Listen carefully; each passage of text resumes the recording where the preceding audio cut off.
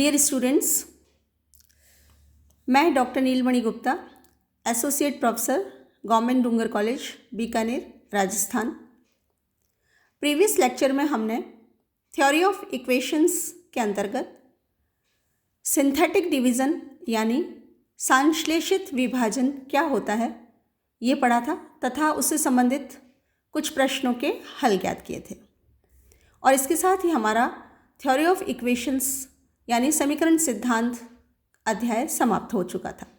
आज हम अगला अध्याय जो कि solutions of cubic and biquadratic equations यानी त्रिघात एवं चतुर्घात समीकरणों के हल हैं प्रारंभ करते हैं। सबसे पहले है डेकार्ट्स रूल ऑफ साइन यानी डेकार्ट का चिन्ह नियम क्या है। The number of positive roots of the equation fx equal to 0 cannot exceed the number of changes of sign from plus to minus or from minus to plus in the terms occurring in fx। यानी समीकरण fx equal to 0 के धन मूलों की संख्या fx में आए हुए पदों के चिन्ह परिवर्तनों प्लस से माइनस अथवा माइनस से प्लस की संख्या से अधिक नहीं हो सकती। इसको एक एग्जाम्पल से समझते हैं। हमने एक समीकरण ली है x⁴ plus 2x³ plus 3x² plus 4x minus 5 equal to 0। अब ये समीकरण जो है इसमें आप देखिए कि पहला पद प्लस चिन्ह का है, दूसरा भी प्लस का है, तीसरा भी प्लस का है, चौथा भी प्लस का है और पांचवा माइनस का है। इसका मतलब चिन्हों में परिवर्तन जो हुए वो एक बार हुआ, या यूँ कहें कि चिन्हों में परिवर्तन की संख्या एक है। तो इस समीकरण का एक धनमूल होगा, एक पॉजिटिव रूट होगा, इससे ज़्यादा नहीं हो सकता। ये इसका मतलब है। एक एग्जांपल और लेते हैं। जैसे अगला एग्जांपल है x⁴ minus 2x³ minus 3x² plus 4x minus 5 equal to 0। अब यहाँ पहला पद प्लस है, दूसरा माइनस है, तो एक परिवर्तन हो गया, प्लस टू माइनस एक चेंज, फिर minus minus no change, minus to plus दूसरा चेंज, प्लस टू माइनस तीसरा चेंज। तो इस समीकरण में 3 चेंजेस हो रहे हैं चिन्हों में, इसलिए इस समीकरण में 3 पॉजिटिव रूट्स होंगे। ये इस डेकार्ट्स रूल का मतलब है। फिर इसकी कॉरोलरी यानी उपप्रमेय क्या कहती है?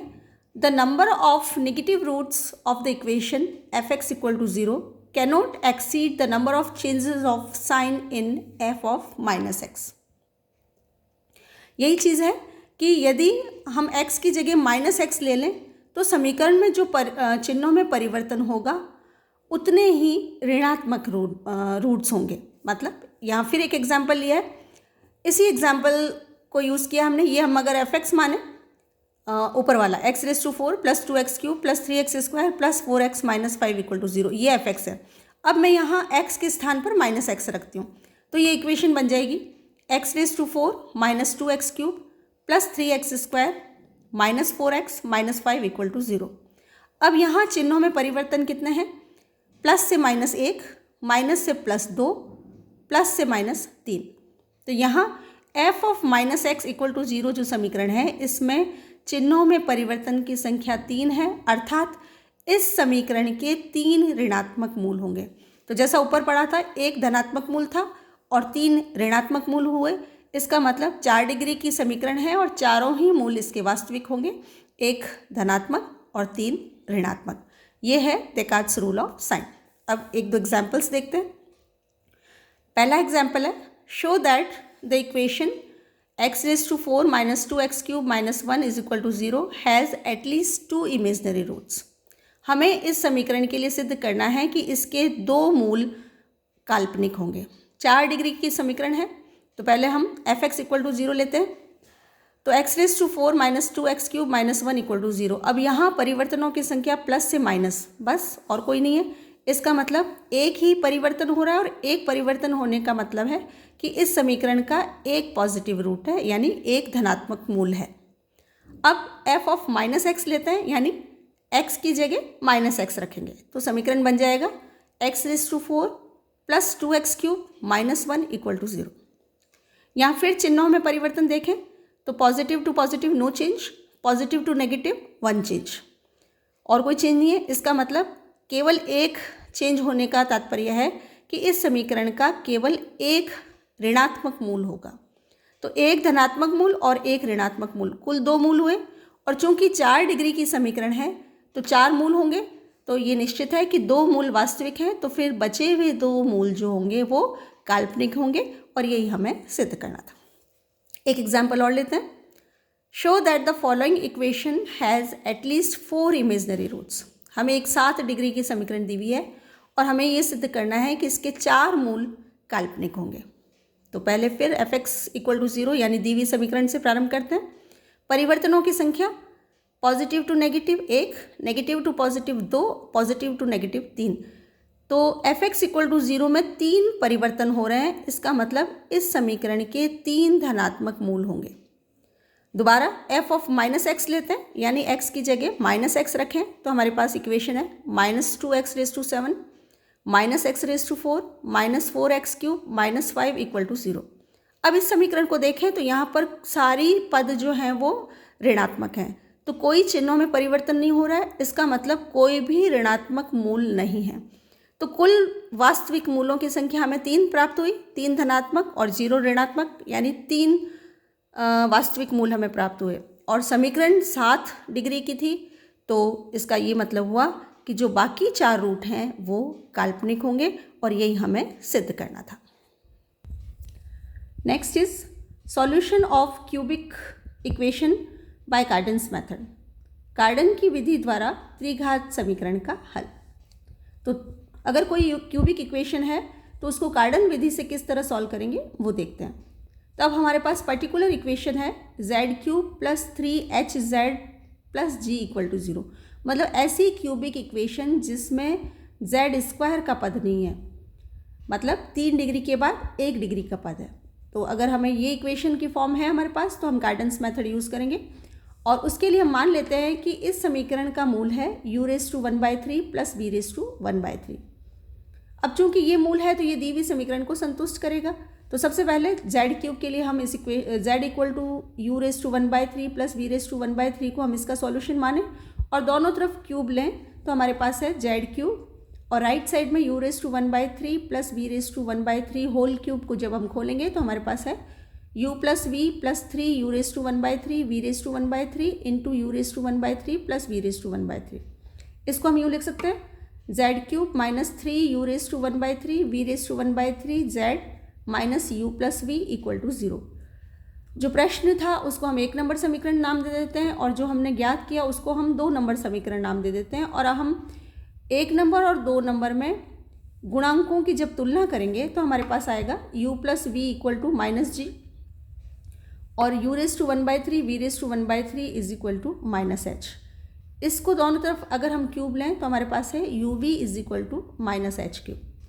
अब अगर किसी समीकरण के मूल u और v हो तो हमारे पास मूलों का योग और मूलों का गुणनफल दोनों है।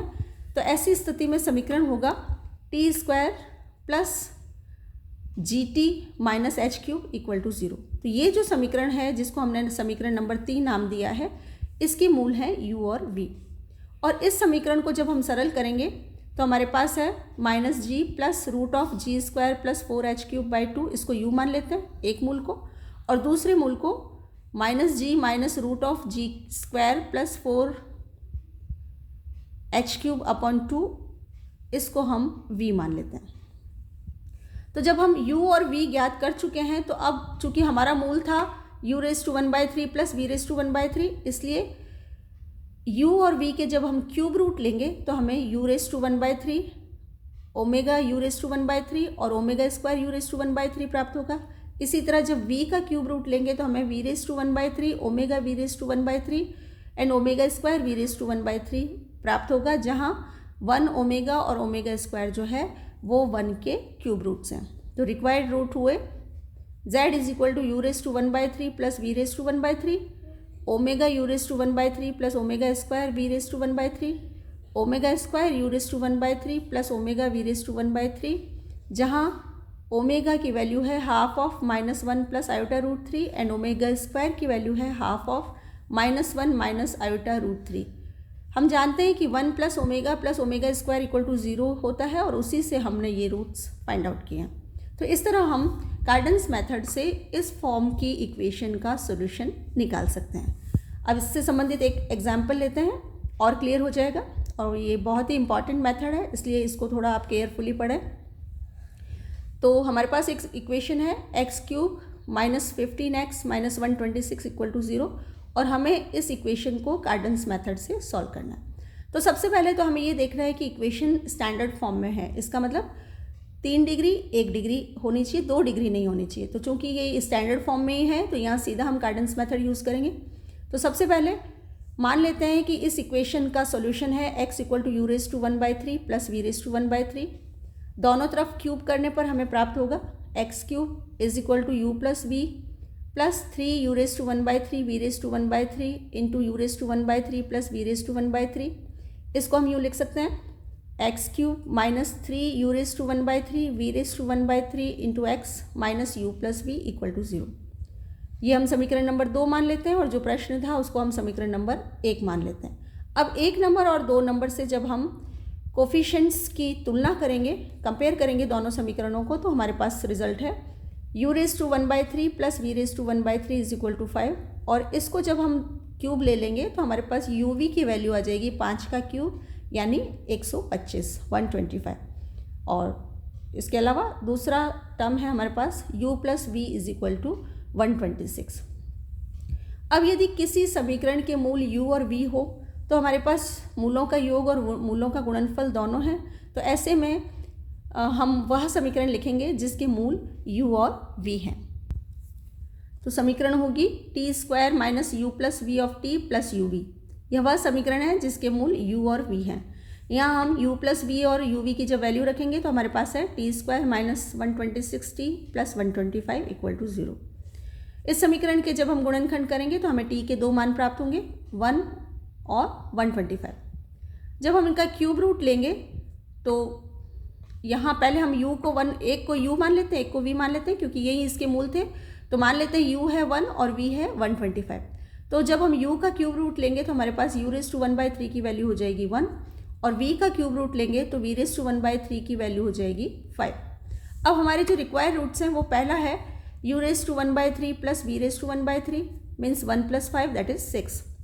सेकेंड रूट है ओमेगा u⁻⁻3 + ω² v⁻⁻3। ओमेगा और ω² की वैल्यूज़ मैं बता चुकी हूँ। तो ये वैल्यूज़ मूलों के साथ जब हम रखेंगे और इनकी कैलकुलेशन करेंगे तो हमारे पास आएगा -3 - 2 √3। सिमिलरली तीसरा मूल है ω² u⁻⁻3 + ओमेगा v⁻⁻3। ω² की वैल्यू -½ - √3/2, u⁻⁻3 है 1। सिमिलरली ओमेगा की वैल्यू है -½ + √3/2 और v⁻⁻3 की वैल्यू है 5। और ये रख के जब हम इसको कैलकुलेट करेंगे तो हमारे पास थर्ड रूट आएगा -3 + 2 √3। तो इस प्रकार दी हुई समीकरण के 3 मूल हुए 6 और -3 ± 2 √3। एक एग्जाम्पल और लेते हैं। समीकरण दी हुई है 9x³ + 6x² - 1 = 0, और इस समीकरण को भी हमें कार्डन्स मेथड से सॉल्व करना है। तो सबसे पहले हम देखते हैं कि यहाँ जो इक्वेशन दी हुई है वो स्टैंडर्ड फॉर्म में नहीं है, मतलब हमें 3 डिग्री के बाद 1 डिग्री की टर्म चाहिए, 2 डिग्री की टर्म नहीं चाहिए। तो हमारा पहले इसको काम है स्टैंडर्ड फॉर्म में बदलना। तो यहाँ हम अगर x की जगह 1/z रखें तो हमारे पास इक्वेशन बनेगी 9 × 1/z³ + 6 × 1/z² - 1 = 0। और इसको जब हम सिंप्लीफाई करेंगे तो हमारे पास है z³ - 6z - 9 = 0। इसको हम समीकरण नंबर 1 मान लेते हैं। और अब यह जो रूप हमें प्राप्त हुआ समीकरण का, वह कार्डन्स मेथड लगाने के लिए स्टैंडर्ड फॉर्म है, क्योंकि z³ के बाद z² नहीं है, सीधा z का पद है।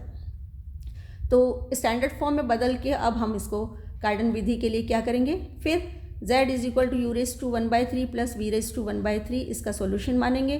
फिर हम दोनों तरफ क्यूब करके जब हम रखेंगे तो हमारे पास इक्वेशन बनेगी z³ - 3u⁻⁻3 v⁻⁻3z - u + v = 0। इसको हम समीकरण नंबर 2 मान लेते हैं। एक बार फिर समीकरण 1 और समीकरण 2 के तुलना करेंगे तो हमारे पास है u⁻⁻3 v⁻⁻3 = 2। इसको जब हम दोनों साइड में क्यूब करेंगे तो हमें प्राप्त होगा uv = 8, 2³ मीन्स 8। और दूसरी टर्म को जब हम तुलना करेंगे तो हमारे पास है u plus v is equal to 9। फिर अगर u और v किसी समीकरण के मूल हैं तो उस समीकरण का रिजल्ट होगा, यानी वह समीकरण होगी t square minus u plus v of t plus u v equal to 0। यहाँ पर u प्लस वी और u v के जब हम मान रखेंगे तो हमें समीकरण प्राप्त होगा t square minus 9t plus 8 equal to 0। इस समीकरण के जब हम गुणनखंड करेंगे, फैक्टर्स करेंगे, तो हमें t के दो मान प्राप्त होंगे 1 और 8। एक u है, एक v है, तो मान लेते हैं u बराबर 1 और v बराबर 8। तो क्यूब रूट लेने पर u रेस टू 1/3 की वैल्यू हो गई 1 और v रेस टू 1/3 की वैल्यू हो गई 2। तो रूट्स जो हुए समीकरण नंबर 1 के ज्ञात होंगे। समीकरण 1 जो है वो z में है, तो z is equal to u raise to 1/3 plus v raise to 1/3 is equal to 1 plus 2 is equal to 3। दूसरा मूल हुआ omega u raise to 1/3 plus omega square v raise to 1/3। यहाँ पर हम फिर इन जब चारों का मान रख के सरल करेंगे तो हमारे पास है half into -3 minus iota root 3। तीसरा मूल है omega square u raise to 1/3 plus omega v raise to 1/3, और यहाँ भी जब हम मान रख के सरल करेंगे तो हमें प्राप्त होगा half of -3 plus iota root 3। लेकिन हमने z जो था वो हमारा 1/x था, या यूँ कहें कि x जो हमें ज्ञात करना है, हमारा समीकरण जो था वो x में था, तो x तब ज्ञात होगा जब हम उसको 1/z करेंगे। इसका मतलब जो हमने मूल ज्ञात किए इसके जब हम रेसिप्रोकल लेंगे तब हमें हमारी समीकरण के मूल प्राप्त होंगे। इसलिए required roots of the given equation will be 1/3, 2/-3 plus iota root 3 and 2/-3 minus iota root 3।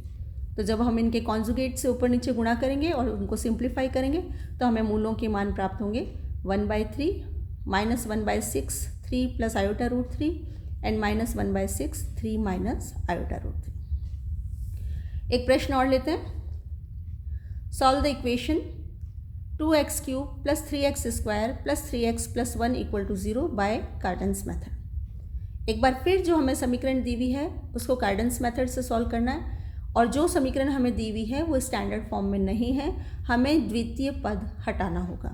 तो द्वितीय पद हटाने की विधि हम प्रीवियस लेक्चर्स में पढ़ चुके हैं। तो मान लेते हैं कि to remove second term of the given equation let equation whose roots are increased by h be. मान लेते हैं कि हम एक नई समीकरण ज्ञात कर रहे हैं क्योंकि उसमें सेकेंड टर्म नहीं चाहिए, तो वह समीकरण जो हम ज्ञात करेंगे उसके मूल दी हुई समीकरण के मूलों से h ज़्यादा है। तो ऐसे में हम x की जगह x प्लस एच रखेंगे, तो हमारे पास इक्वेशन है 2 into x plus h whole cube plus 3 into x plus h whole square plus 3 into x plus h plus 1 equal to 0। इसको हम यूँ लिख सकते हैं 2x³ plus 6h plus 3 of x square plus and so on equal to 0। तो second पद हटाने के लिए हमें कोफिशिएंट को 0 करना होगा, तो 6h प्लस 3 इक्वल टू 0 से हमें h का मान प्राप्त होगा -12, और तब हम सिंथेटिक डिवीज़न से इस इक्वेशन को डिवाइड करेंगे। तो जैसा कि हमने सिंथेटिक डिवीज़न में पढ़ा था, हम सारे कोफिशिएंट्स को यूज़ करेंगे।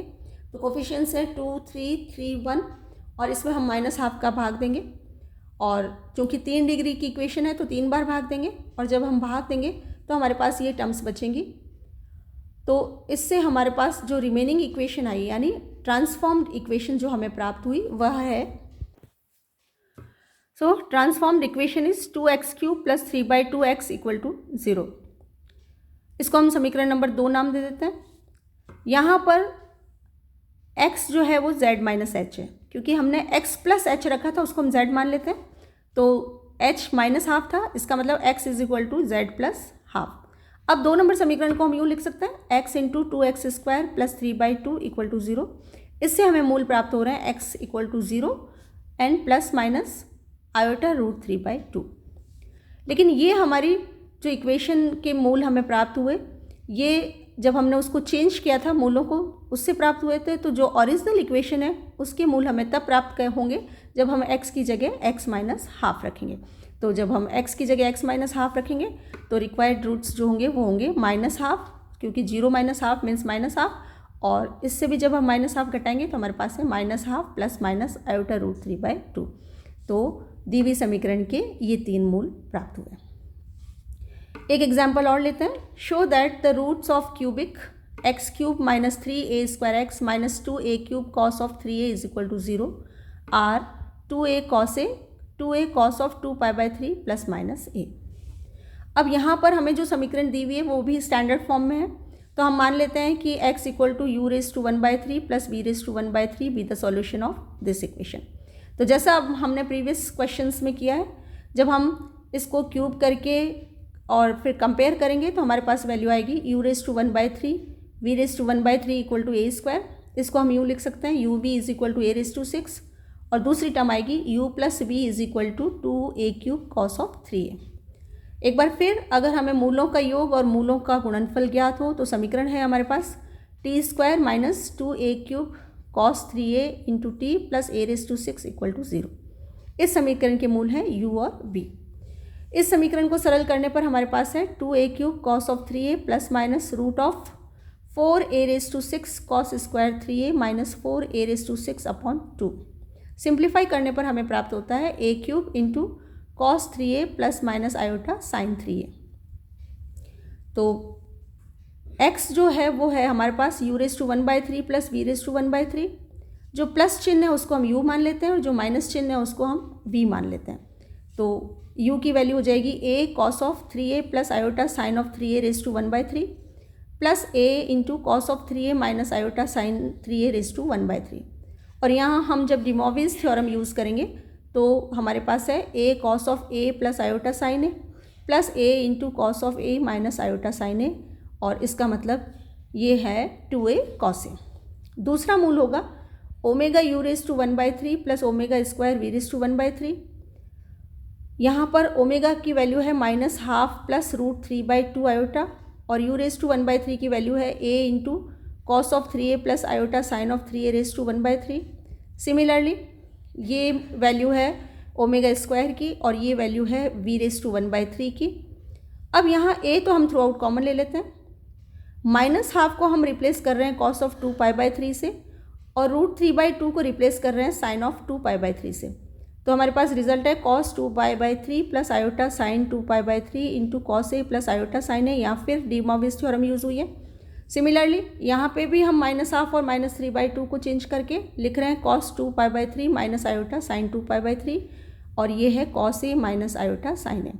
जब हम इसको सिंप्लीफाई करेंगे तो हमारे पास बचेगा a into 2 cos 2π/3 cos a minus 2 sine 2π/3 sine a, यानी 2a cos of 2π/3 plus a। इसी तरह तीसरा मूल है omega square u⁻⁴ plus omega v⁻⁴, या फिर जब हम इसी तरह ऊपर जो हमने निकाला उसी तरह जब वैल्यू रख के हम सिंप्लीफाई करेंगे तो हमारे पास रिजल्ट है 2a cos of 2π/3 minus a। और इस प्रकार दी हुई समीकरण के तीनों मूल हम प्राप्त कर चुके हैं, जो कि है 2a cos a and 2a cos of 2π/3 plus minus a, और यही हमें सिद्ध करना था। Thank you.